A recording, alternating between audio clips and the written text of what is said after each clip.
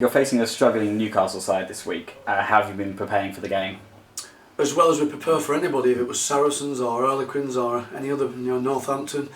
I think it just shows the strength of the Premiership competition that Newcastle have not won a game, because having watched quite a few of their games, I think they're well drilled, I think they're well coached, and they've got some very, very dangerous players. So there's no way we'll be underestimating them. Looking at the table doesn't mean anything to us. It's a big game for us, and you look at the goal kicking. He's got the highest percentage of goal kicking, Delaney. So our discipline's got to be really good, and we'll expect, like I said, a game as tough as any other.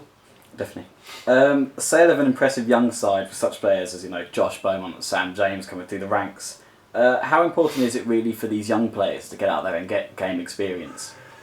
Well, it's massively important for the club. I mean, we wouldn't be seen as one of the big spending clubs. So to produce Sam James who's come through, Jennings, Beaumont, financially it's a great concept to bring your own players through, and there's nothing better than the challenge here as a coach in Britain, seeing young lads develop and come through, and I think we've got some exciting players here who can go a long way in this game. Sure. It was a great win against Power at the weekend. How important is it really to take that momentum from the European Cup games into the league? Well, it's a different competition. I suppose the European stuff's a bit of a breath of fresh air. Premiership is the bread and butter. I think the stakes go a little bit higher this week. Selection's been changed around a little bit, and performance is key. The squad are unbeaten at home this season. You must be feeling confident for the weekend then.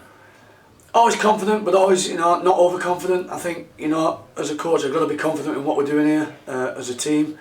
But I'm fully aware that the dangers that Newcastle bring, and people like Dean Richards and John Wells and young Walder, the coach there, smart lad, a good player in his time.